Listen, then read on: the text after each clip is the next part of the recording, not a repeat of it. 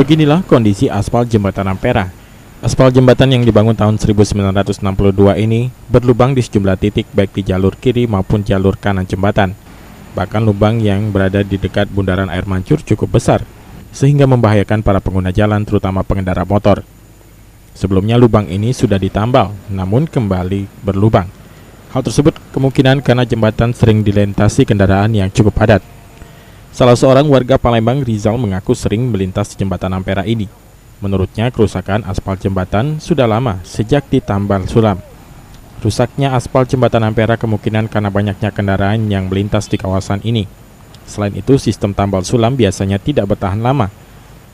Lubang ini membahayakan bagi pengendara motor karena jika tidak hati-hati bisa terjatuh.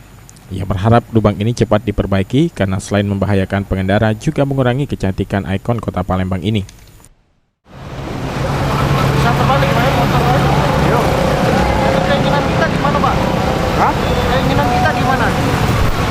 Itu diperbaiki. Perbaiki gimana ya? Ya, Kenapa dibiarkan gini? Kenapa Pak? kita mancung. Wibisono, PAL TV.